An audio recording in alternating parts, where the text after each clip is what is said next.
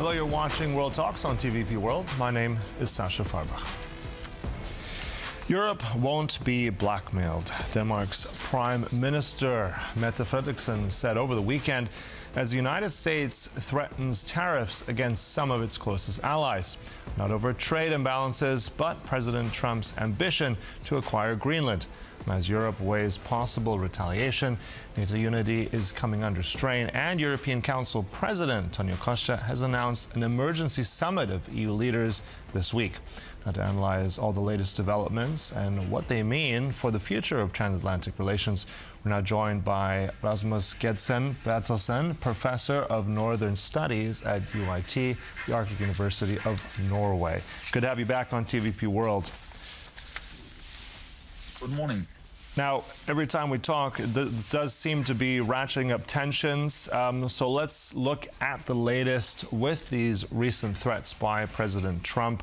In fact, just this tweet now, I want to start with that, rather his Truth Social, where he says this happened within the last sort of few hours. So NATO has been telling Denmark for 20 years that you have to get the Russian threat away from Greenland. Unfortunately, Denmark has been unable to do anything about it. Now it is time, and it will be done.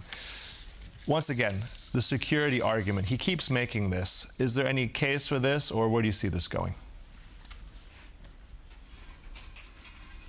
No, I don't see a case for this. I mean, if we look very carefully at what is the role of Greenland in international security, well, it is very much monitoring the airspace and the space, the higher space, above the Arctic between North America and Russia. And that's, of course, why Greenland has played a very important role during the Cold War in nuclear deterrence, mutual deterrence between the United States and the Soviet Union. And it continues to do so between the United States and Russia. And that is, of course, the Pitofik space base. And that is a very important, very powerful installation, radar, for U.S. early warning, for U.S. missile defense, and for U.S. space security. And that is fully an American interest. It's fully an American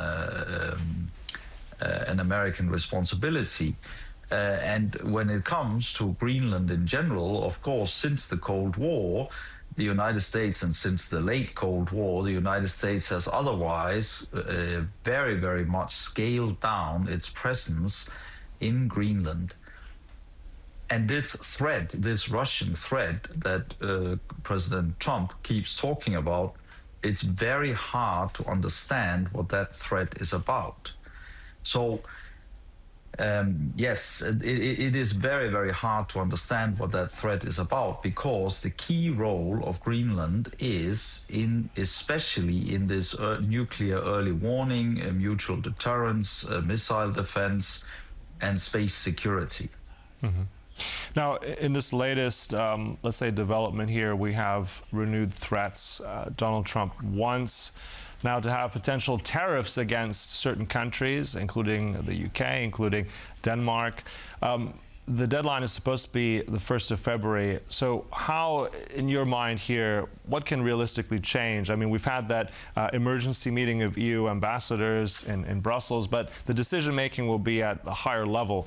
So what, if anything, is Europe's, what are their options at the moment after all this?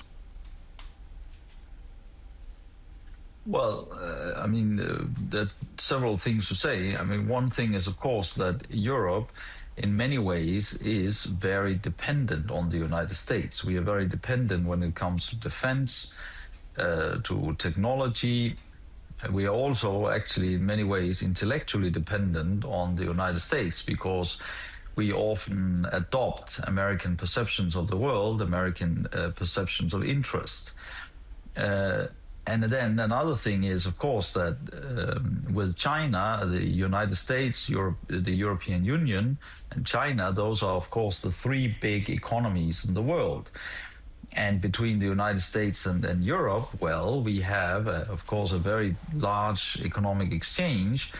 And that economic exchange is, at the aggregate level, highly advantageous to both sides. And the access to the US market is very important also for Europe. And that is, of course, just like access to the European market is very important for the United States. And now President Trump is taking that access to the American market. He's taking that hostage, as he has been taking that hostage throughout last year. And we're also going to see more of that in terms of where this develops, because we know that Davos, that economic forum, will be kicking off from Monday, and President Trump is very likely going to be there with a large delegation. But I want to come back to Greenland for a moment. You mentioned also China. This is also a threat that apparently that is there, that the president has alluded to. Speaking also of military movements, I mean, over the past weekend, we've had Europeans show more of a, let's say, show of force in some way. A small deployment of certain troops, including the Brits, the Danes, the Germans. The Germans, I think, believe sent 15. They've already withdrawn them.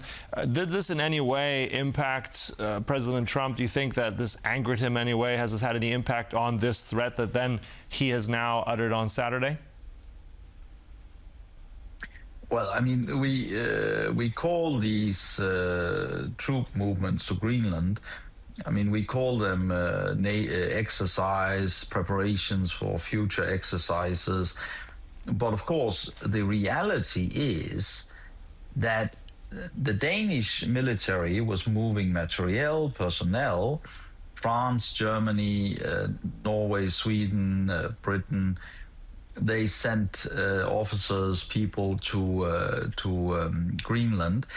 But of course, the reality is that this was all to make any American use of force against Greenland politically and diplomatically so much more costly.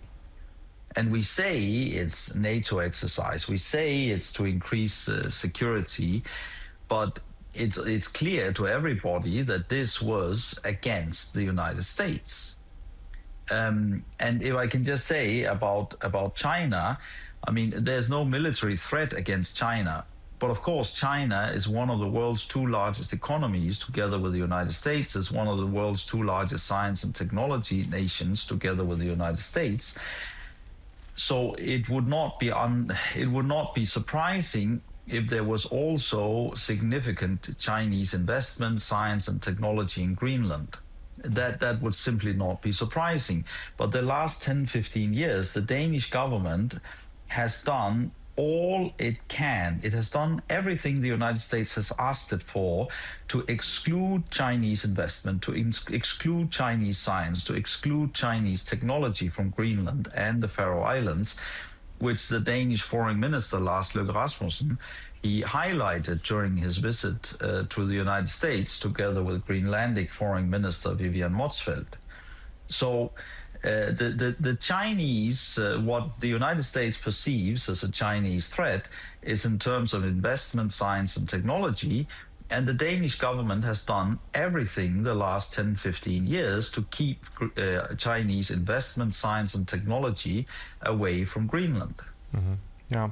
So, I mean, once again, we come up to some interesting information there. And I also want to go in a bit further. I mean, with this kind of language that President Trump is using, if this kind of economic coercion does go ahead, let's say argument's sake, even just the using that language, normalizing this kind of language, what does that kind of precedent does that set for other places? If we're looking at Ukraine, if we're looking at Taiwan, do you see that this could be employed in similar tactics by other powers?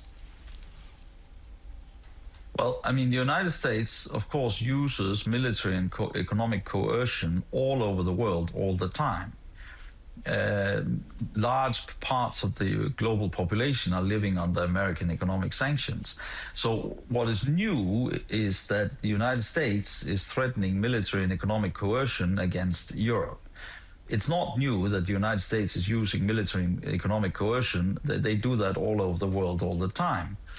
I mean, concerning Ukraine and Taiwan, well, those are questions of U.S.-Russia relations, U.S.-Chinese relations, when it comes to Taiwan, I mean, Taiwan is an enormous American interest in order to contain, to suppress the People's Republic of China. And of course, the United States has basically never accepted that the communists won power of China in 1949. So I don't see there's no possibility the United States will abandon Taiwan, because Taiwan is such an enormous American interest vis-a-vis the People's Republic of China. And when it comes to Ukraine, well, I mean, the interest calculations of the United States seems to have changed from the Biden administration to the Trump administration. And that is a long and very complicated story. Quite frankly, perhaps Ukraine is something that the Trump administration is willing to sacrifice in its overall relation with Russia, but I don't see any probability that the United States will ever sacrifice Taiwan, because Taiwan is so beneficial for the United States to contain and suppress the People's Republic of China. Mm-hmm. And just briefly coming back, final question to NATO as well. I mean, the United States has been so integral to that whole alliance. Many would say does not function without the United States. The Spanish Prime Minister also over the last few days has said if there would be an invasion of Greenland by the U.S., that would be the death certificate, death knell for NATO. So how has all this of the last few days impacted NATO cohesion? Where do you see this going in terms of command and control, cooperation, interoperability? How damages NATO because of all this? Well, I mean, NATO is the framework for America's security guarantees to European countries and Canada. There is no NATO without the United States. But again, we have to understand what is the United States' interest in Europe. And the United States' interest in Europe is that Europe is not dominated by another great power. I mean, that would be the Soviet Union during the Cold War. It would be Nazi Germany during the Second World War, Imperial Germany during the First World War. And when the United States, how to say, leans back from Europe, I also think it reflects that the United States simply perceives that there's no threat that another great power would dominate Europe. And I think that is correct. I mean, Germany is aging and seems stagnant to some extent. And of course, present-day Russia, despite all the horrors in Ukraine, present-day Russia is simply not the Soviet Union.